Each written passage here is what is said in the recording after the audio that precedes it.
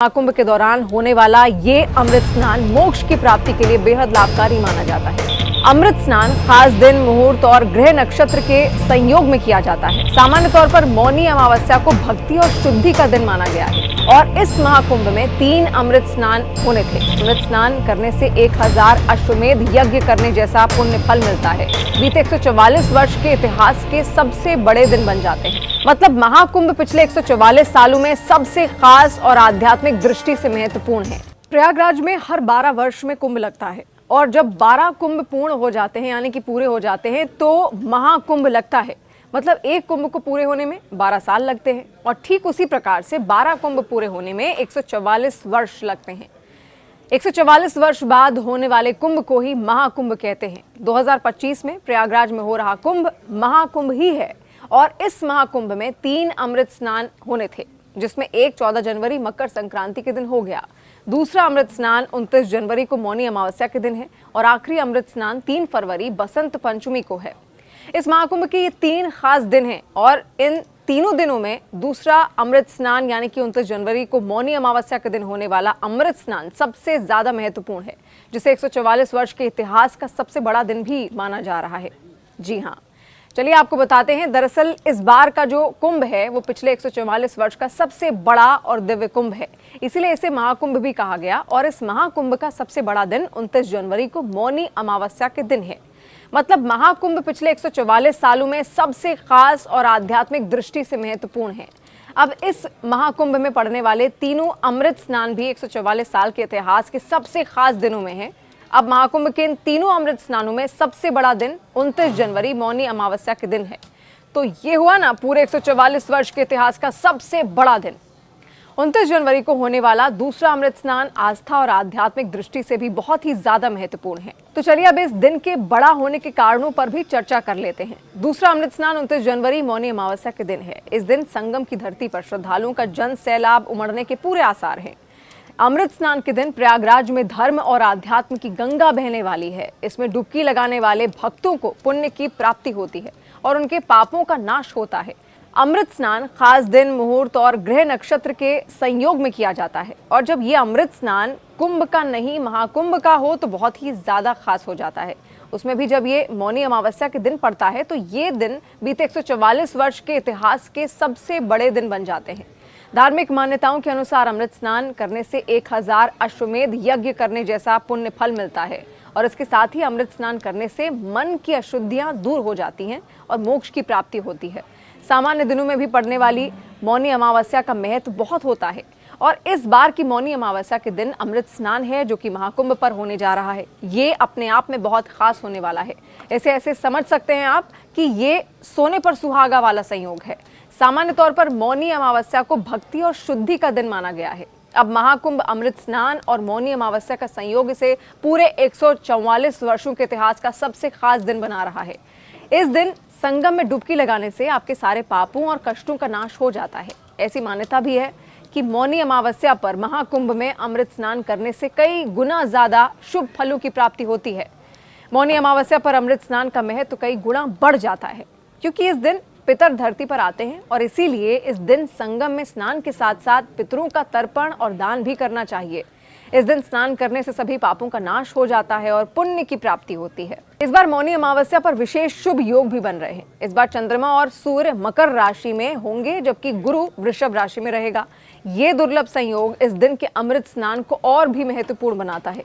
हिंदू धर्म के शास्त्रों के अनुसार महाकुंभ के दौरान होने वाला ये अमृत स्नान मोक्ष की प्राप्ति के लिए बेहद लाभकारी माना जाता है। मान्यताओं के अनुसार महाकुंभ के दौरान होने वाले अमृत स्नान के समय गंगा सहित अन्य पवित्र नदियों में डुबकी लगाने से मोक्ष की प्राप्ति होती है और घर में सुख समृद्धि आती है।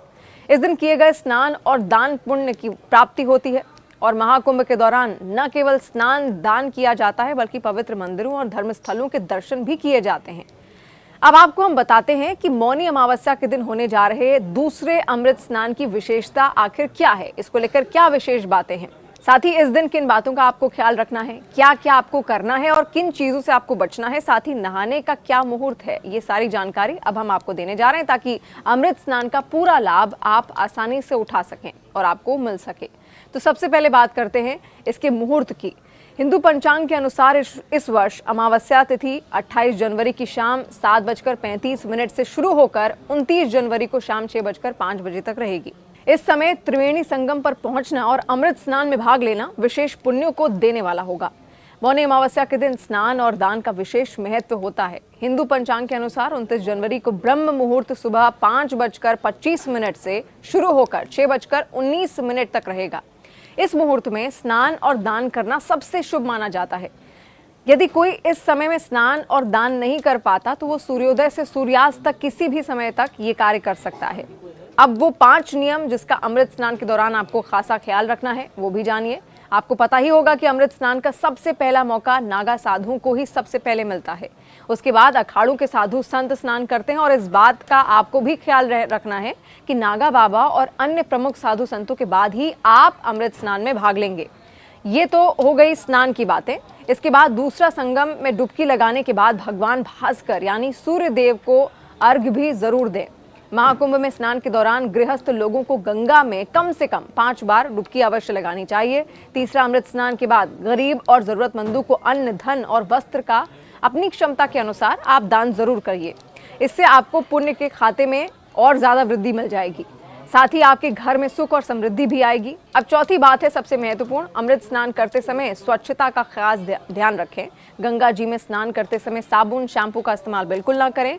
ऐसे स्वच्छता का ध्यान केवल अमृत स्नान के दौरान ही नहीं बल्कि जब तक आप महाकुंभ नगर में हैं आपको रखना चाहिए। और 5वां, अमृत स्नान के बाद संगम किनारे स्थित लेटे हुए हनुमान जी और अक्षय वट मंदिर के दर्शन अवश्य करने चाहिए। ऐसी मान्यता है कि इससे आपको आध्यात्मिक ऊर्जा और भगवान की विशेष कृपा प्राप्त होती है। ये तो बात हो गई अमृत स्नान और उसके 5 महत्वपूर्ण नियमों की। अब कुछ ऐसी जानकारी साझा करने जा रहे हैं जिससे आपकी महाकुंभ की यात्रा आसान, आनंददायक और टेंशन फ्री हो जाएगी। राज्य सरकार शाही स्नान के दिन महाकुंभ के आसपास भीड़ को नियंत्रित करने के लिए खाने पीने की दुकानों को हटा देती है, जिससे कि श्रद्धालुओं को दिक्कत नहीं हो। ऐसे में जरूरी है कि अपने साथ खाने पीने का पर्याप्त सामान आप रखें। ऊपर से सर्द मौसम है, कोहरा पड़ रहा है, ऐसे में गर्म कपड़े पहनकर आएं और सिर और कान को ढकने के लिए कैप जरूर आप लगाएं। ऐसा नहीं करने पर आप ठंड की चपेट में आसानी से आ सकते हैं, बीमार भी पड़ सकते हैं। महाकुंभ में अमृत स्नान के लिए एक साथ लाखों श्रद्धालुओं की भीड़ उमड़ रही है। ऐसे में सामान रखने की जगह मिलना बहुत मुश्किल हो जाता है, ये आप समझ ही सकते हैं। इसके लिए अपने साथ सामान रखने की व्यवस्था करके आएं जिससे आपको दिक्कत ना हो। इसके अलावा महाकुंभ में आने से पहले अपने साथ लाए बच्चों और बुजुर्गों का विशेष ध्यान रखें। एक पर्ची जिस पर अपना नाम, पता और मोबाइल नंबर जरूर लिखकर उनके पैकेट में या फिर उनके पास आप रख दें, जिससे बिछड़ने की स्थिति में आपसे आसानी से संपर्क किया जा सकेगा। महाकुंभ का आखिरी अमृत स्नान बसंत पंचमी के दिन किया जाएगा। बसंत पंचमी का पर्व माता सरस्वती को समर्पित है। इस दिन स्नान दान के साथ ही मां शारदा की पूजा करना अत्यंत फलदायी माना जाता है। माता सरस्वती को विद्या और ज्ञान की देवी कहा जाता है। ऐसे में बसंत पंचमी के दिन मां सरस्वती की उपासना करने से अज्ञानता दूर होती है और हर कार्य में सफलता प्राप्त होती है। इस साल बसंत पंचमी 3 फरवरी को मनाई जाएगी और इसी दिन महाकुंभ का आखिरी अमृत स्नान किया जाएगा। इस दिन भी करोड़ों की संख्या में श्रद्धालु संगम में डुबकी लगाने वाले हैं।